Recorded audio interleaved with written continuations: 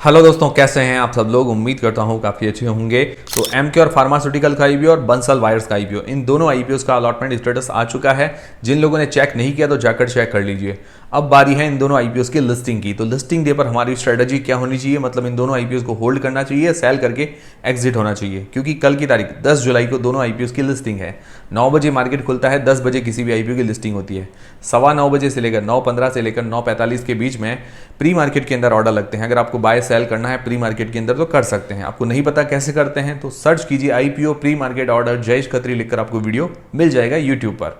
अब दोस्तों, जिन लोगों ने हमें इंस्टाग्राम पर मैसेजेस करके जानकारी दी थी उनमें से सबसे पहले मिहिर पटेल, मोनिका, पंकज, अश्मित, तेजस, अनिल और भी काफी लोगों ने हमें जानकारी दी थी। साइड में आप लिस्ट देख सकते हैं। फिर उसके अलावा हमें अनुज, सुवोजित, जसवंत, मारुति, कृष्णा, पल्लवी, अख्तर और कृष्णा, इन सभी लोगों ने जानकारी दी थी। और भी इसके अलावा काफ़ी सारे लोगों ने हमें जानकारी दी थी। आप भी हमें इस तरह से इंस्टाग्राम पर मैसेज करके जानकारी दे सकते हैं। आप सभी के नाम वीडियोस के अंदर फ्लैश कर दिए जाएंगे। तो अब दोस्तों, सबसे पहले बात करें एमके और फार्मास्यूटिकल के आईपीओ की लिस्टिंग डे पर स्ट्रैटेजी क्या होनी चाहिए। तो सबसे पहले इसकी अंदाजन लिस्टिंग प्राइस जान लेते हैं। अंदाजा ही बता रहा हूँ। तो इसकी जो अलॉटमेंट प्राइस है, अलॉटमेंट प्राइस 1008 रुपये, और इसकी जो अंदाजन जीएमपी चल रही है 342 रुपये के आसपास। तो अंदाजन जो लिस्टिंग प्राइस आ रही है 1350 रुपये के आसपास, 1350 रुपये के आसपास ये लिस्ट हो सकता है अंदाजन जीएमपी के अनुसार। और मान लो मार्केट थोड़ा बहुत ऊपर नीचे रहता है तो अंदाजा हम मान के चलते हैं कि 1250 से लेकर 1400 के बीच में इसकी लिस्टिंग होने की संभावनाएं नजर आ रही है। अच्छी लिस्टिंग की उम्मीद है। देखते हैं कल कैसी लिस्टिंग होती है। फिर दोस्तों, अंदाजन हमें लिस्टिंग गेंस कितना मिल सकता है। तो जो जीएमपी चल रही है 342 रुपये पर शेयर, 14 शेयर्स का लॉट है, 4788 4788 रुपये जैसा हमें एक लॉट पर फायदा देखने को मिल सकता है। अंदाजन लगभग 32-33% जैसा ग्रे मार्केट का प्रीमियम है। डिमांड अभी अच्छी बता रही है और कल की तारीख में इतनी उम्मीद है। अब दोस्तों, अगर हमें इतना लिस्टिंग गेंस मिल जाता है तो हमारी स्ट्रैटेजी क्या होनी चाहिए। इसको लॉन्ग टर्म के लिए होल्ड करें या लिस्टिंग गेंस लेकर एग्जिट हो जाएं। तो देखिए, डिसीजन आपको अपनी रिस्क और अपना एनालिसिस लगा के ही बनाना है। अगर आपने लिस्टिंग गेंस के लिए अप्लाई किया तो लिस्टिंग गेंस लेकर एग्जिट होना बढ़िया स्ट्रैटेजी है।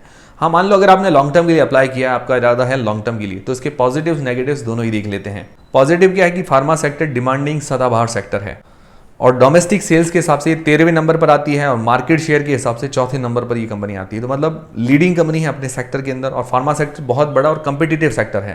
प्रमोटर की बात करें, प्रमोटर काफ़ी एक्सपीरियंस्ड और अच्छे प्रमोटर्स है, जाने माने हैं।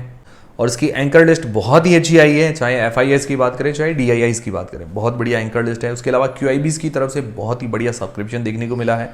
तो ये काफ़ी मजबूती दिखाता है कंपनी की। और उसके अलावा इसकी आरओई आरओसी वगैरह बढ़िया है, 15% से ऊपर की है। फिर दोस्तों, नेगेटिव के अंदर क्या है कि इसकी जो प्रॉफिट मार्जिन है वो हर साल घट रहे हैं। ये थोड़ा सा नेगेटिव पॉइंट है। बाकी इसके ऊपर डेट थोड़ा ज़्यादा है, वैल्यूएशंस थोड़ी सी महंगी है। तो ये कुछ इसके नेगेटिव पॉइंट्स नज़र आ रहे हैं। ओवरऑल अगर देखें, ओवरऑल इस आईपीओ की डिमांड अच्छी नज़र आ रही है। मतलब ओवरऑल मार्केट के अंदर इसकी डिमांड तो है, बट हाँ, एक चीज़ है कि लिस्ट होने के बाद ये थोड़ी इसकी वैल्यूएशंस और महंगी हो जाएगी। अभी भी ये सस्ती वैल्यूएशंस पर नहीं है, लिस्ट होने के बाद और थोड़ी महंगी वैल्यूएशंस होगी। तो ये चीज़ आप ध्यान में रखिएगा। ओवरऑल पर्सनली मैं क्या करूंगा, मैं देखिए आधे शेयर तो जरूर सेल कर दूंगा। उसके बाद क्या कि आधे शेयर देखूंगा मार्केट में इसकी डिमांड ऊपर नीचे कैसी होती है। अगर थोड़ा ग्रोथ आती है तो मैं थोड़ा होल्ड करने की कोशिश करूंगा। आप लोग क्या करेंगे वो मुझे कमेंट करके जरूर बताइए। कोई भी डिसीजन लें, अपनी रिस्क और अपना एनालिसिस लगा के लें। और दोस्तों, आजकल इन्वेस्टमेंट की पॉपुलैरिटी बढ़ गई है, लेकिन बहुत से ऐसे नए इन्वेस्टर्स को ये समझ में नहीं आता कि अपने फंड्स को कहां पर इन्वेस्ट करें जिससे उनको मैक्सिमम रिटर्न मिल सके। और इतने सारे अलग अलग ऑप्शंस भी अवेलेबल हैं, जैसे mutual fund, IPO, stock market, futures. इससे इन्वेस्टर कंफ्यूज हो जाता है। तो आप भी एक न्यू इन्वेस्टर हो तो मैं आपके साथ कुछ टिप्स शेयर करना चाहूंगा। सबसे पहली चीज, आप एक ऐसा प्लेटफॉर्म चूज करें जिससे आपको मैक्सिमम प्रॉफिट हो। अब आप पूछेंगे कि सर मार्केट में बहुत सारे प्लेटफॉर्म्स अवेलेबल हैं, कौन सा चूज करना चाहिए। तो उनके लिए आज मैं रेकमेंड करना चाहूंगा मोतीलाल ओसवाल। आपने इसके बारे में सुना ही होगा क्योंकि फाइनेंस इंडस्ट्री के अंदर ये बहुत ही ट्रस्टेड नेम है।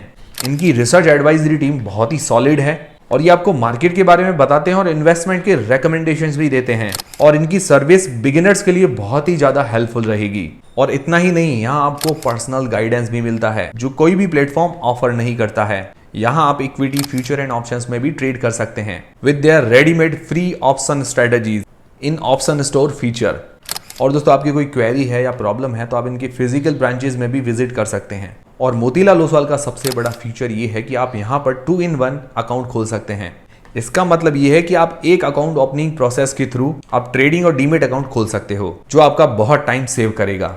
तो अभी तक तो आप समझ गए होंगे कि मोतीलाल ओसवाल काफी ट्रस्टवर्दी और रिलायबल प्लेटफॉर्म है जो आपकी ट्रेडिंग जर्नी में आपका अच्छा साथी बन जाएगा। तो आज ही इसे खुद ट्राई कीजिए। मोतीलाल ओसवाल की लिंक मैंने डिस्क्रिप्शन और पिन कमेंट के अंदर प्रोवाइड करवा दी है। Investment in securities market are subject to market risks. Read all the related documents carefully before investing. अब दोस्तों जानते हैं बंसल वायर्स के आईपीओ की लिस्टिंग डे पर स्ट्रेटजी क्या होनी चाहिए। तो सबसे पहले इसकी अंदाजन लिस्टिंग प्राइस तो 256 के अंदर तो ये हमें अलॉट हुआ है। 64 रुपए इसकी जीएमपी अंदाजन चल रही है।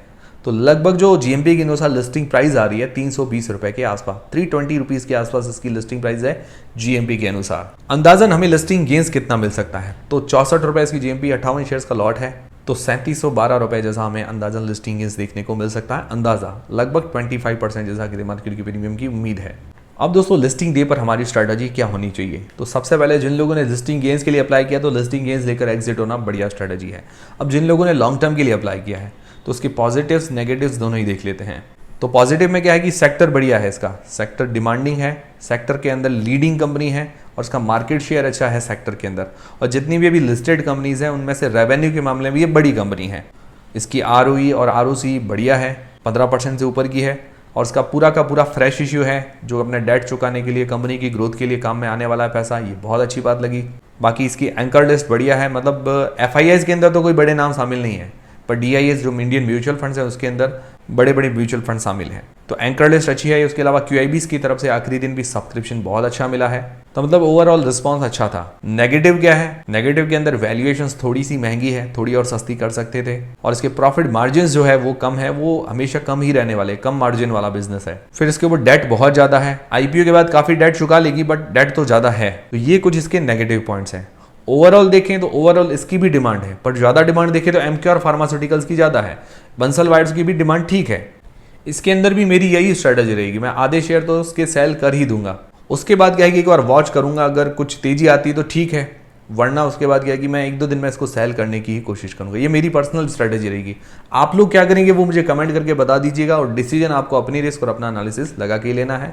वीडियो अगर हेल्पफुल लगा है, जानकारी भरा रहा है तो वीडियो को एक लाइक जरूर करें, चैनल को सब्सक्राइब कर लें और आप लोग क्या करेंगे वो कमेंट करके बता दीजिएगा।